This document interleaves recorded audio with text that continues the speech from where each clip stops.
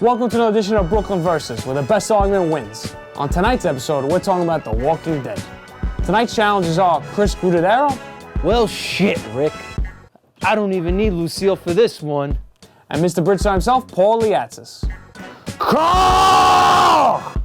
So please like, share, and subscribe to Brooklyn Versus on the Bridgeside Network, and let's get the debate going.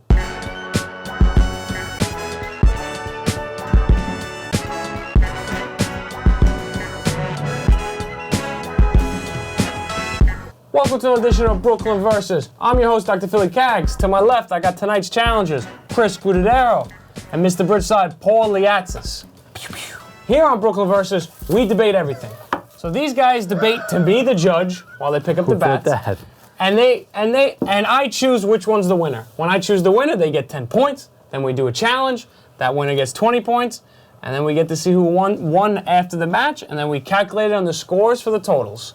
So tonight we're talking about The Walking Dead. If you didn't get it already with the whole bat, the leather coat, the barbed wire, and the roar. We got everything. Rick. So we're going to get right into it. You mentioned Rick. Well, you both mentioned Rick in your own way. So not many shows lose their main character and keep soldiering on after that. So The Walking Dead is one of those shows. Chris, I'm going to start with you. So the question is The Walking Dead as good without Rick Grimes in it? Your 30 seconds starts now.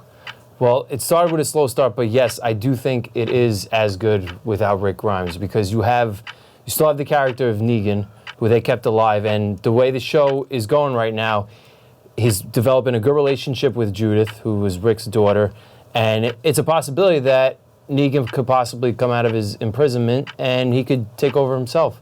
He could start the whole thing that he had with all his saviors previously, maybe for good this time, as opposed to being evil, but he could take Rick's place in being in charge and being the sheriff.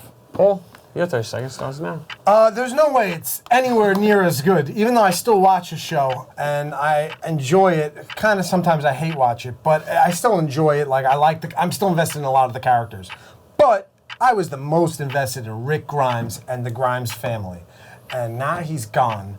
And now it's like, why am I watching this show again? Okay, Daryl. I guess that's really it. So if Daryl is gone, and like now everyone's about to leave the show, but it's not the same without Rick. You cared about him from the beginning, from the very first shot in the show.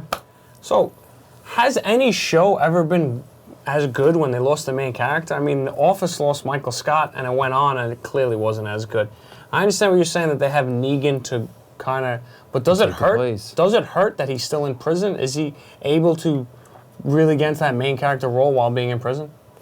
Not the Negan that he was previously, and being in prison, he could get into the character role, yes, right. and he left, and he actually went back to where he was. He escaped from the prison. Judith let him go. Has anyone come as close to filling Rick Grimes' void?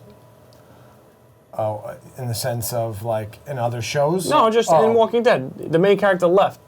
Yeah, I mean, the idea is that Daryl's the lead, the actor plays him, Norman Reedus. Mm-hmm. He's the top billing actor now. He's not from the comics, so they kind of like put him in there. You know, they had a plan for him, I guess. Maybe they didn't have a plan for him, but he's a good character, but Rick had a lot more depth than Daryl. Daryl's kind of bland. Last word. Chris. I was going to say that Negan could definitely take over. I forgot what I was going to finish saying before, though, but so he left, he went back to the place where he was with the Saviors, and then he realized that that's not him anymore. So I'm thinking he could definitely take Rick's place and be a father to Judith, step in Rick's shoes, and he could gain the trust of all the people. But is it still better? It's not as good. Or as good. Absolutely. You even said yourself you still watch the show. I still watch it. It's not as good, though. That second to last episode I've made my ruling. I've made my ruling. And I think a problem is, I think the show started getting bad with Rick Grimes, in my opinion. I think it started falling off. And while I have to say that I do probably think it's not as good with Rick Grimes, the best argument wins. I think Chris gave a better argument. He had who was taking his place, who could take over, and he had reasons why Negan could take over. So Chris, you're going to get the 10 points here. All right. There we go. So we're talking about Negan. For Lucille. He was a big villain. Chris mentioned he's becoming a little, maybe not so much as a villain. But, Paul, you're going to get the start. Who is the biggest villain of all time on the show? Or the best villain of all time, I'm sorry.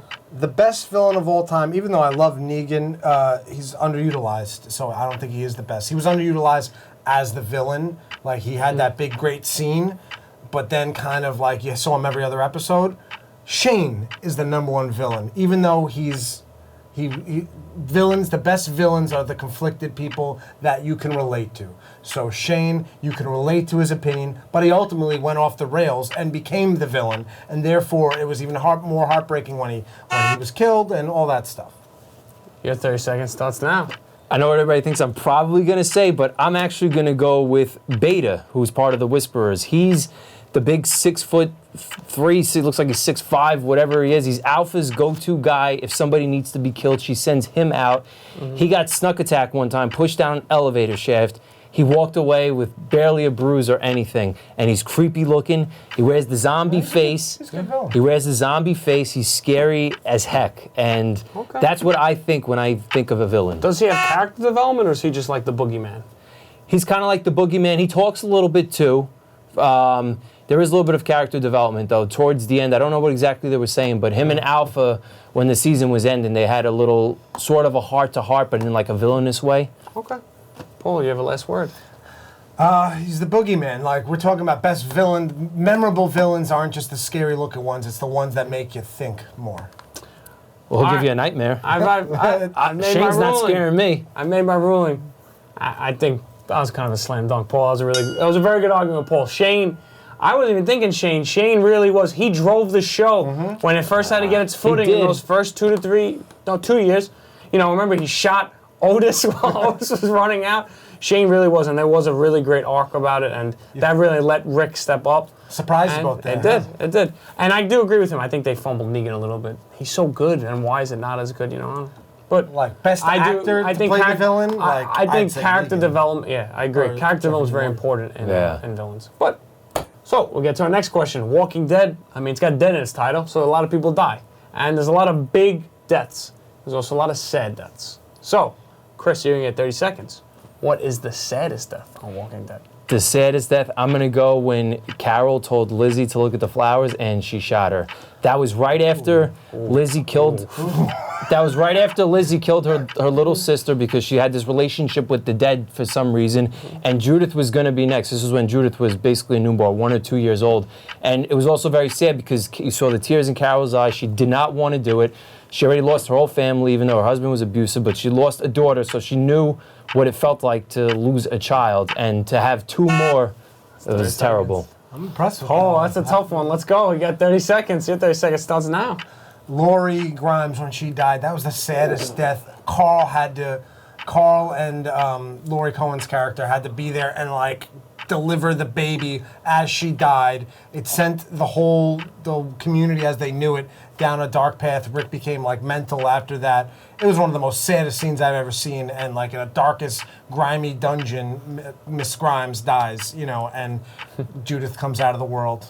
And Both of our choices involve saving Judith. Yeah, and both of your choices involve, and both have very good choices.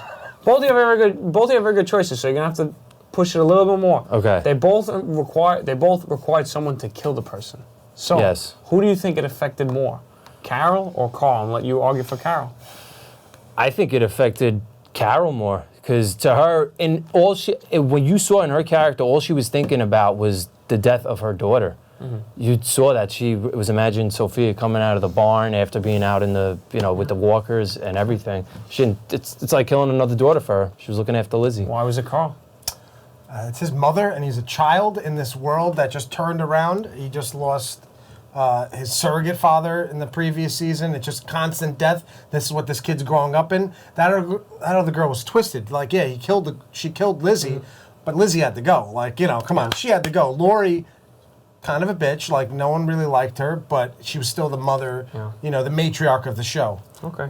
You just contradicted yourself. I'm gonna. So Lori was the bitch. So that, No, but you justified her death. flaws. She did. But not that you ruined for her to die. This kid was doing things you can't trust the kid to be around. She had to go. I'll give you the last It word. was sad she had to go, though. Okay. Give you the last word. You got the last word here. Oh, well, you said Lori was the bitch. And Carl was becoming, obviously that was his mother, but he was becoming a killer too. He was killing people if he had to. Even when he he killed the kid that was invading the prison, and he said he drew on him when he didn't, when the kid surrendered. Well, he didn't kill her, though. She died from childbirth. And then he had to shoot her in the head so she didn't come back and reanimate. That was just sad for him. That was sad for him. It's true. But he watched it and he agreed to it for it to happen too. You know? I'm not gonna lie, this was one of the toughest ones to give that we've ever done, because you both had really good arguments, so I don't want anyone to feel slighted by it. But I think the effect on Carl was a little bit more on the death, so I think that brings us sad. I remember the scene of Carl walking back after doing it, and then them saying something, and he just had that stoned face, and just being like, and I felt like that character development of Carl put it really over the top. What's her name holding the baby, walking out, Rick's face. How about Carol burying 2 minors? I know. That was an adult that died. He had to shoot. He had to shoot. She his buried mom. 2 minors. Minor characters. He had to two minor characters. He had to shoot his mom. He had to shoot his mom. They were in the seasons for a while. He had to shoot his mom I'm not saying they're not sad. No. They were for a little very while, good arguments. No, I thought he was going to give it to you. To be very honest. good arguments. I should have got that. Very good arguments. This is an eraser here, and we'll use this. Really, top-notch arguments. Crazy. I wish I didn't have to give either of you. I wish I didn't have to give 110 points, but that's what it is. How the game works. Yep. Let's do this. All right, guys, you get 3 seconds for each player. I'm sorry, 3 seconds for each character. I'm going to give a character. They're going to write down the season that they died. Okay. We'll talk about Walking Dead. So I'm going to start at the top. Dale, 3, 2, 1. Show it. Both got it correct. Ding, ding, ding. All right. Oh, this is going to be. We got to hold it up the camera, guys. This is going to be good. This is going to be both good. put 2. Got it. Season 2. Merle, 3, 2, 1. Both got it. Woo! I like it. All right. Oh, God. This is fun. This guy, honestly, this guy probably was the best character. Bro, Shane. Oh, I think Shane is the best character. 2. Let's do it, baby. Oh! The points are still out there for you, Chris. It is. I got to win it. Herschel. 3, 2, 1. I'm sorry. That is both correct. Season 4. Again, Jesus. Woo! Are you looking at me? No, I know this. Do you have All X-ray right. vision? Beth. 3, Oh. 2, 1. Woo! Again? All got it. Come on. That does look like an S, but I'm kidding. That's my 5. That's my handwriting. I'm joking. It's a 5. Come on. The Governor. 3, 2, 1. Woo! Both got 4, and that was the last second one I was watching. All right, guys, this is good. Jesus. All right. Whew. Lori. 3, 2, Oh, that's a 1. tough one. And you both got it. was He says 3. it's a tough one, but you both got it. All right. Glenn. 3, 2, 1. The first, who's correct finally? And it goes to Chris. Season 6 finale. He didn't die yet. He didn't Season die. 7 premiere. He died. That was when everybody thought he died. No, he did not get. No, He didn't die. Who Isn't was even the though you first thought he one that did. got hit? It was Abraham. So if you want to make the argument, it was Abraham. He definitely died in season 7. All The right. first hiccup. All right. Chris, you got it. All right, I got knew more. it. I knew it. I got 3 more, guys. So, I got 3 more. We're gonna keep going. I had 11 total. all right. So right now, I'm up 1. Yeah, you're All right, up 1. here we Since go. you guys got so many right. Sasha. 3, Holy shit. Sasha, 1. I don't know. I think. You both got it correct. It is season 7. 2 more. Jesus. Holy shit. Oh, God. When did Carl die? I think it was that one also. And Paul takes it season 8. The same trip up. He got bit in season 7, but he died in season 8. Probably might have been the most shocking. I'm surprised they killed Carl. All right, guys, it comes down to the last one here. Jesus. Is that a tiebreaker? Tyrese. 3, 2, 1. No. And you both got season 5, and it's tied up. And It was 5? Yeah, it was 5. Oh, after I wrote it, I thought it was 4. All right. Shit. All right, let's see. Andrea. 2, 1. And you both got it. Oh, okay. We're gonna. How many do we got? I'm not. Now I'm just going off the top of my head here. T-Bone. No, T-Dog. I'm sorry, T-Dog. T-Dog. Oh, 3, the same as. 2, 1. And you both got season 3. know Okay. this It show. was the same as Lori. All Same right. episode as Lori. All right, no, I gotta trip you up. What's his name? What? Tell me got- what season. I'll tell you the name. That's a good one. I gotta think of one. Let's see. Milton. Oh. 2, 1. You have to know don't the even character know. too. And Chris gets it. Who is Milton? Tell Same me one who as Milton is. Andrea.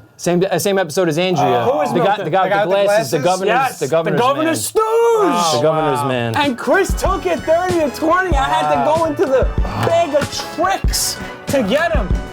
Guys, that was really impressive. That was the challenge show. and the argument. That's a That show. was great. That's another great episode of Brooklyn Versus, everybody, where the best argument wins and there's some heated competition. So tune in for next time. Woo. And we made the cut.